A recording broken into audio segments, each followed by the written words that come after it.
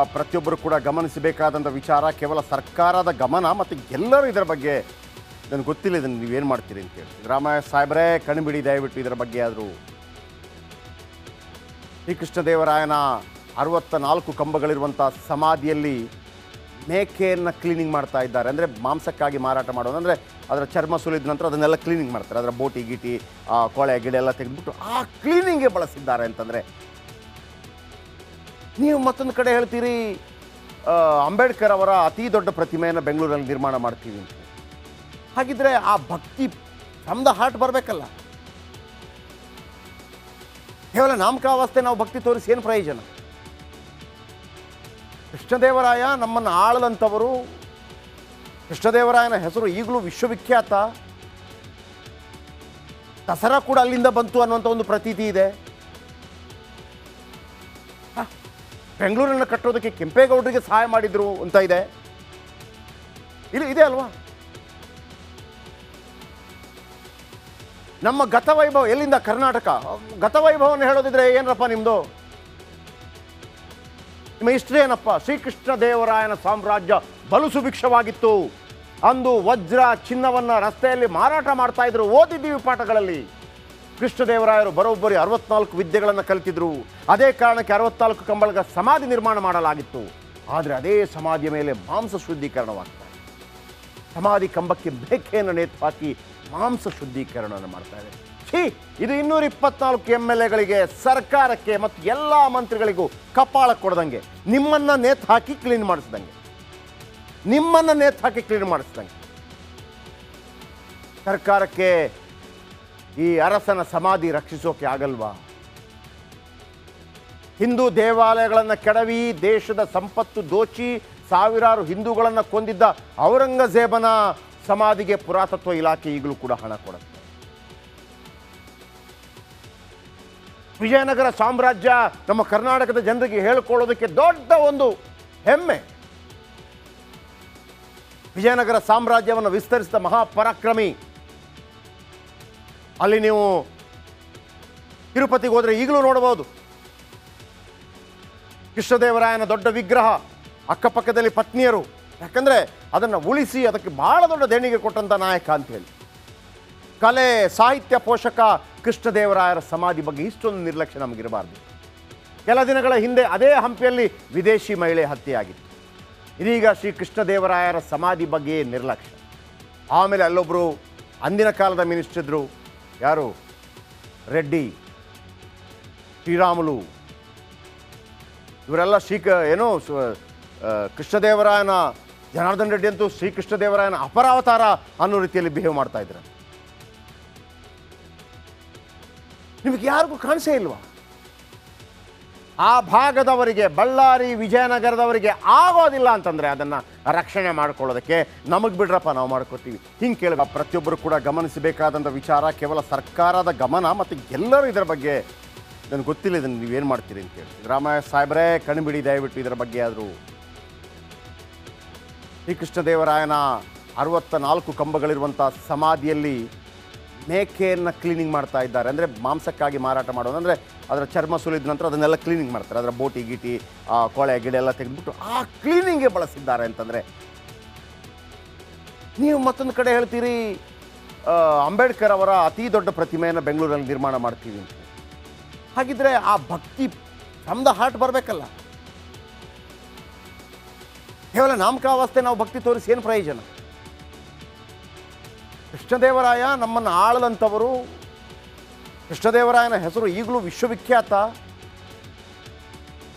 ದಸರಾ ಕೂಡ ಅಲ್ಲಿಂದ ಬಂತು ಅನ್ನುವಂಥ ಒಂದು ಪ್ರತೀತಿ ಇದೆ. ಬೆಂಗಳೂರನ್ನು ಕಟ್ಟೋದಕ್ಕೆ ಕೆಂಪೇಗೌಡರಿಗೆ ಸಹಾಯ ಮಾಡಿದ್ರು ಅಂತ ಇದೆ. ಇಲ್ಲಿ ಇದೆ ಅಲ್ವಾ? ನಮ್ಮ ಗತವೈಭವ ಎಲ್ಲಿಂದ? ಕರ್ನಾಟಕ. ಗತವೈಭವವನ್ನು ಹೇಳೋದಿದ್ರೆ ಏನಪ್ಪ ನಿಮ್ಮದು? ನಿಮ್ಮ ಹಿಸ್ಟ್ರಿ ಏನಪ್ಪ? ಶ್ರೀಕೃಷ್ಣದೇವರಾಯನ ಸಾಮ್ರಾಜ್ಯ ಬಲು ಸುಭಿಕ್ಷವಾಗಿತ್ತು. ಅಂದು ವಜ್ರ ಚಿನ್ನವನ್ನು ರಸ್ತೆಯಲ್ಲಿ ಮಾರಾಟ ಮಾಡ್ತಾ ಇದ್ರು. ಓದಿದ್ದೀವಿ ಪಾಠಗಳಲ್ಲಿ. ಕೃಷ್ಣದೇವರಾಯರು ಬರೋಬ್ಬರಿ 64 ವಿದ್ಯೆಗಳನ್ನು ಕಲಿತಿದ್ರು. ಅದೇ ಕಾರಣಕ್ಕೆ 64 ಕಂಬಳ ಸಮಾಧಿ ನಿರ್ಮಾಣ ಮಾಡಲಾಗಿತ್ತು. ಆದರೆ ಅದೇ ಸಮಾಧಿಯ ಮೇಲೆ ಮಾಂಸ ಶುದ್ಧೀಕರಣವಾಗ್ತಾರೆ. ಸಮಾಧಿ ಕಂಬಕ್ಕೆ ಬೇಕೆಯನ್ನು ನೇತು ಹಾಕಿ ಮಾಂಸ ಶುದ್ಧೀಕರಣವನ್ನು ಮಾಡ್ತಾ ಇದೆ. ಛೀ, ಇದು 224 MLAಗಳಿಗೆ, ಸರ್ಕಾರಕ್ಕೆ ಮತ್ತು ಎಲ್ಲ ಮಂತ್ರಿಗಳಿಗೂ ಕಪಾಳ ಕೊಡ್ದಂಗೆ, ನಿಮ್ಮನ್ನು ನೇತು ಹಾಕಿ ಕ್ಲೀನ್ ಮಾಡಿಸ್ದಂಗೆ, ಸರ್ಕಾರಕ್ಕೆ ಈ ಅರಸನ ಸಮಾಧಿ ರಕ್ಷಿಸೋಕೆ ಆಗಲ್ವಾ?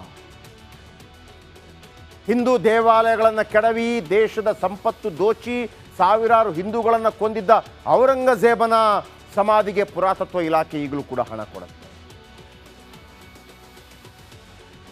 ವಿಜಯನಗರ ಸಾಮ್ರಾಜ್ಯ ನಮ್ಮ ಕರ್ನಾಟಕದ ಜನರಿಗೆ ಹೇಳಿಕೊಳ್ಳೋದಕ್ಕೆ ದೊಡ್ಡ ಒಂದು ಹೆಮ್ಮೆ. ವಿಜಯನಗರ ಸಾಮ್ರಾಜ್ಯವನ್ನು ವಿಸ್ತರಿಸಿದ ಮಹಾಪರಾಕ್ರಮಿ. ಅಲ್ಲಿ ನೀವು ತಿರುಪತಿಗೆ ಹೋದರೆ ಈಗಲೂ ನೋಡಬಹುದು ಕೃಷ್ಣದೇವರಾಯನ ದೊಡ್ಡ ವಿಗ್ರಹ, ಅಕ್ಕಪಕ್ಕದಲ್ಲಿ ಪತ್ನಿಯರು. ಯಾಕಂದರೆ ಅದನ್ನು ಉಳಿಸಿ ಅದಕ್ಕೆ ಬಹಳ ದೊಡ್ಡ ದೇಣಿಗೆ ಕೊಟ್ಟಂಥ ನಾಯಕ ಅಂತೇಳಿ. ಕಲೆ ಸಾಹಿತ್ಯ ಪೋಷಕ ಕೃಷ್ಣದೇವರಾಯರ ಸಮಾಧಿ ಬಗ್ಗೆ ಇಷ್ಟೊಂದು ನಿರ್ಲಕ್ಷ್ಯ ನಮಗಿರಬಾರ್ದು. ಕೆಲ ದಿನಗಳ ಹಿಂದೆ ಅದೇ ಹಂಪಿಯಲ್ಲಿ ವಿದೇಶಿ ಮಹಿಳೆ ಹತ್ಯೆಯಾಗಿತ್ತು. ಇದೀಗ ಶ್ರೀ ಕೃಷ್ಣದೇವರಾಯರ ಸಮಾಧಿ ಬಗ್ಗೆ ನಿರ್ಲಕ್ಷ್ಯ. ಆಮೇಲೆ ಅಲ್ಲೊಬ್ಬರು ಅಂದಿನ ಕಾಲದ ಮಿನಿಸ್ಟರ್ ಇದ್ದರು, ಯಾರು, ರೆಡ್ಡಿ, ಶ್ರೀರಾಮುಲು, ಇವರೆಲ್ಲ ಕೃಷ್ಣದೇವರಾಯನ, ಜನಾರ್ದನ್ ರೆಡ್ಡಿ ಅಂತೂ ಶ್ರೀಕೃಷ್ಣದೇವರಾಯನ ಅಪರಾವತಾರ ಅನ್ನೋ ರೀತಿಯಲ್ಲಿ ಬಿಹೇವ್ ಮಾಡ್ತಾ ಇದ್ರು.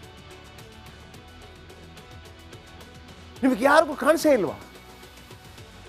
ಆ ಭಾಗದವರಿಗೆ, ಬಳ್ಳಾರಿ ವಿಜಯನಗರದವರಿಗೆ ಆಗೋದಿಲ್ಲ ಅಂತಂದರೆ ಅದನ್ನು ರಕ್ಷಣೆ ಮಾಡ್ಕೊಳ್ಳೋದಕ್ಕೆ ನಮಗೆ ಬಿಡ್ರಪ್ಪ, ನಾವು ಮಾಡ್ಕೋತೀವಿ, ಹಿಂಗೆ ಕೇಳಬೇಕಾಗುತ್ತೆ. ನೆಕ್ಸ್ಟ್ ಪ್ರತಿಯೊಬ್ಬರು ಕೂಡ ಗಮನಿಸಬೇಕಾದಂಥ ವಿಚಾರ ಕೇವಲ ಸರ್ಕಾರದ ಗಮನ ಮತ್ತು ಎಲ್ಲರೂ ಇದರ ಬಗ್ಗೆ ನನಗೆ ಗೊತ್ತಿಲ್ಲ ಇದನ್ನು ನೀವೇನು ಮಾಡ್ತೀರಿ ಅಂತೇಳಿ. ಸಿದ್ದರಾಮಯ್ಯ ಸಾಹೇಬರೇ ಕಣ್ಬಿಡಿ ದಯವಿಟ್ಟು ಇದರ ಬಗ್ಗೆ. ಆದರೂ